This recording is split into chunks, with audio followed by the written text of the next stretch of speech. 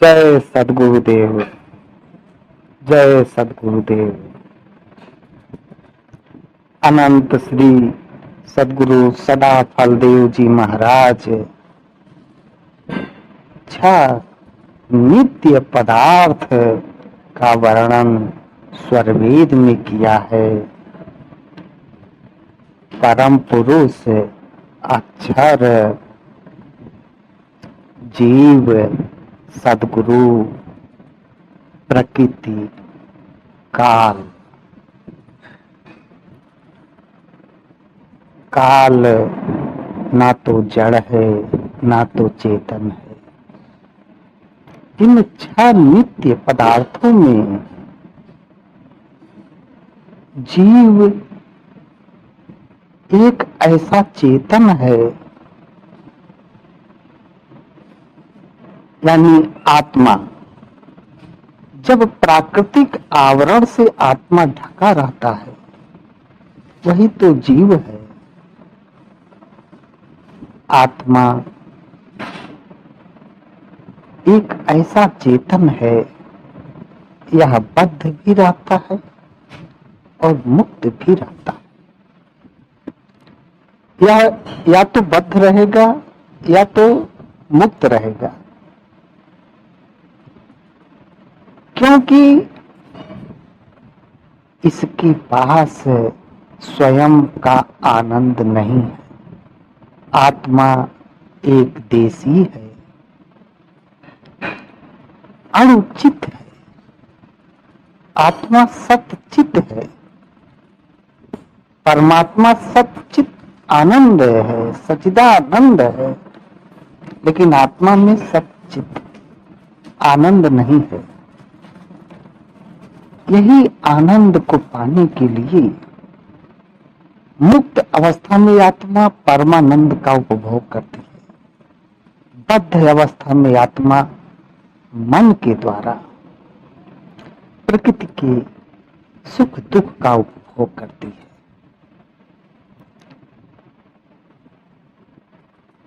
आत्मा के अंदर विशुद्ध रूप में आत्मा के अंदर तीन गुण हैं: ज्ञान, इच्छा, प्रवृत्ति।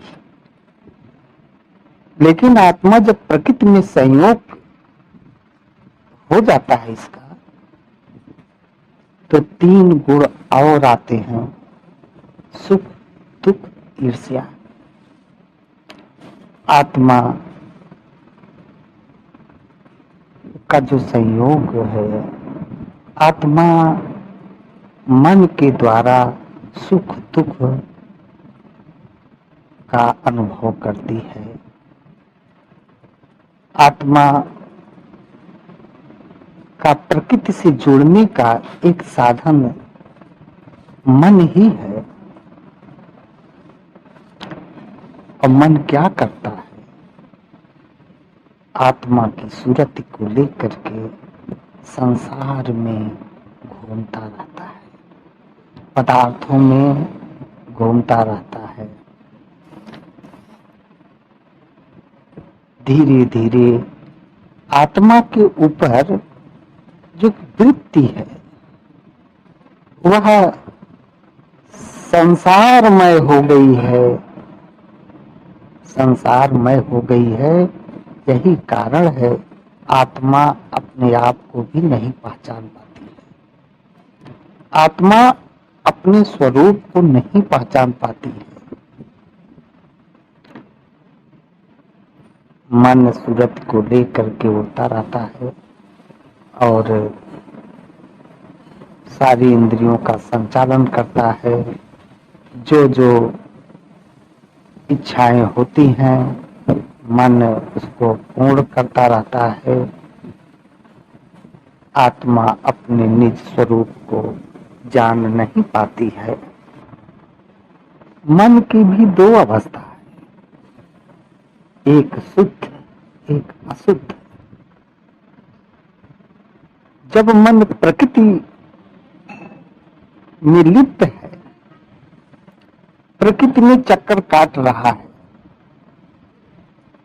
तब यह अशुद्ध अवस्था है। जब मन आत्मा के अनुकूल हो करके प्रकृति के परे रहता है, तब यह शुद्ध अवस्था है। यही मन जब आत्मा के अनुकूल हो करके रहता है शुद्ध अवस्था में, आत्मा इसी चेतन मन के द्वारा परमानंद का उपभोग करती है। मन न तो जड़ है न तो चेतन है। चेतन मन जड़ मन इसलिए बोल दिया जा रहा है कि मन जब जड़ की तरफ झुका रहता है तो जड़ मन है, जब मन चेतन की तरफ झुक जाता है तो चेतन मन है। और यह मन अक्षर से उत्पन्न विद्युत की गति से दौड़ने वाला है। मन का एक गुण है, यह एक साथ एक बार में एक ही इंद्रियों के साथ रह सकता है, लेकिन चूंकि गति इतनी तीव्र है, क्या महसूस होता है कि मन एक बार में कई काम कर सकता है? नहीं, मन एक बार में एक ही जगह रह सकता है। और जिसको यह भान रहता है, जिसको यह अनुभव हो गया कि मन एक बार में एक ही कार्य करता है, वह मन को रोक लेता है। मन की यही कमजोरी है, एक ही जगह मन को रोक लिया जाए, एक ही जगह कार्य में लगा दिया जाए मन को, तो दूसरा कार्य नहीं कर पाएगा, मन रुकने लगेगा। मन भी दौड़ रहा है। मन क्यों दौड़ रहा है? क्योंकि ये अक्षर से उत्पन्न है। जो पदार्थ जहां से उत्पन्न होते हैं उसी में विलीन होना चाहता है। यह दौड़ रहा है अक्षर में विलीन होने के लिए, लेकिन यह भी रास्ता नहीं जान रहा है। जैसे जैसे योगी मन को नियंत्रण करने लगता है, वैसे वैसे यह मन, योगी पहले कहाँ पहुंचेगा? प्रकृति आधार को छोड़ेगा तो अक्षर मंडल में पहुंचेगा। जैसे जैसे प्रकृति आधार छोड़ता है, अक्षर मंडल का अनुभव करता है, मन चूंकि जहां से उत्पन्न है वहां जब पहुंचता है तो यह जीव के मित्र भी हो जाता है और बार बार प्रेरित करता है, अरे प्रकृति को छोड़ो, वहीं चलो, वहीं साधना करो, वहीं पहुंचो, वहां ले जाने का प्रयास करता है। और शुद्ध है जब अवस्था में मन हो जाता है, इसी मन के द्वारा जीवात्मा, जीवन मुक्त योगी परमानंद का उपभोग करता है। मन को निर्मल करने की आवश्यकता है। मन निर्मल कैसे होगा?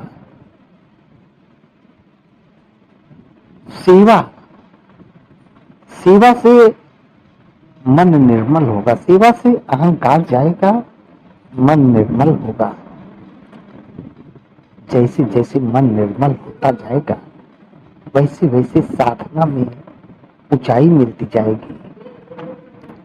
सत्संग साधना तो है ही, सत्संग से ज्ञान मिलेगा, साधना से अनुभव मिलेगा, सेवा से मन को रोकने में सहायता मिलेगी।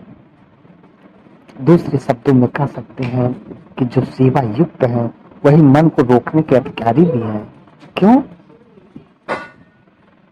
क्योंकि प्रभु प्रसाद सदगुरु दया मना होय स्वाधीन, अन्य युक्ति लागे नहीं सदगुरु चरय अधीन। प्रभु प्रसाद सदगुरु दया, यहाँ पर अनंत श्री सदगुरु सदा फलदेव जी महाराज दो शब्द का प्रयोग कर रहे हैं। प्रभु प्रसाद सदगुरु दया।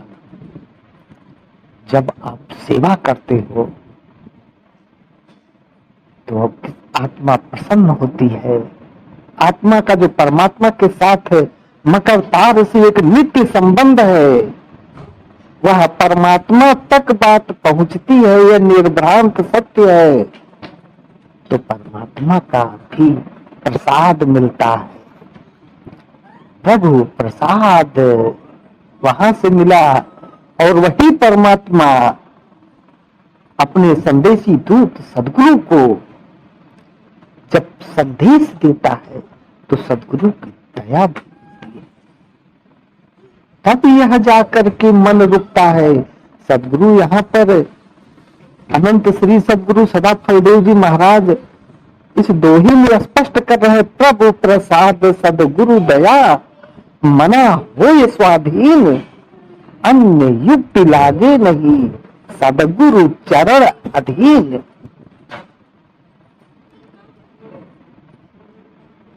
सेवा से दोनों कार्य होंगे। मैं तो यह कहना चाह रहा हूं कि स्वरवेद में सदगुरुदेव ने कई जगह इस चीज का वर्णन किया है कि सेवा जो कर रहा है वही मन को बस में करने का अधिकारी भी है। तो मन को बस में करना है, मन को अपने अधीन में करना है, मन को निर्मल करना है, सेवा की महती आवश्यकता है। यह मन निर्मल होगा, जैसे मन निर्मल होगा प्रकृति आधार आपे आप ही छोड़ देगा। निर्मलता का क्या मतलब है? निर्मलता का यह मतलब है कि आत्मा के अनुसार मन कार्य करने लगेगा, और आत्मा जिसके साथ नित्य संबंध है यानी परमात्मा के साथ, उधर आपे आप बढ़ने लगती है। मन निर्मल होता जाएगा, आपे आप बढ़ती जाएगी और परमानंद को प्राप्त कर लेगी। प्रभु प्रसाद सदगुरु दया मना होय स्वाधीन, अन्य युक्ति लागे नहीं सदगुरु चरण अधीन। अतः सेवा अत्यंत आवश्यक है। सेवा से मन को रोकने का अधिकार मिलता है, सेवा से प्रभु प्रसाद मिलता है, सेवा से सदगुरु दया होती है, सेवा से भक्ति, सेवा से मुक्ति, सेवा से ही धर्म अर्थ काम मोक्ष सब प्राप्त होते हैं।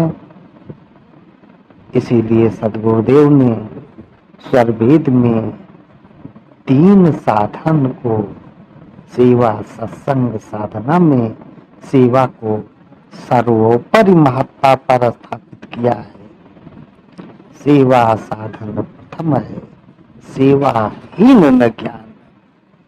यह तर्क युक्त में निर्भ्रांत सत्य है। हम सभी लोगों को सेवा भाव में सदगुरु के निर्देशानुसार जुट जाना चाहिए, क्योंकि सदगुरु की सेवा, समाज की सेवा, गरीबों की सेवा, जो भी आत्मा दुखी है उसकी सेवा करने से लक्ष्य की प्राप्ति होगी। अन्य कोई उपाय नहीं है, अन्य कोई उपाय नहीं है। अरे बिना सेवा के मन बस में नहीं होगा। जब मन बस में नहीं होगा तो प्रकृति आधार छोड़ेगे कैसे? मन निर्मल नहीं होगा तो प्रकृति आधार छोड़ेगे कैसे? जब प्रकृति आधार छूटेगा नहीं तो क्या भक्ति, क्या मुक्ति, कुछ नहीं मिलने वाला है। मिलेगा सब कुछ है सेवा से। जय सदगुरुदेव। अनंत श्री सदगुरु सदा फलदेव जी महाराज की जय। नित्य अनादि सदगुरु कबीर साहिब की जय। सदगुरु धर्मचंद्र देव जी महाराज की जय। बंदी छोड़ सदगुरु स्वतंत्र देव जी महाराज की जय। जय हो सदगुरु।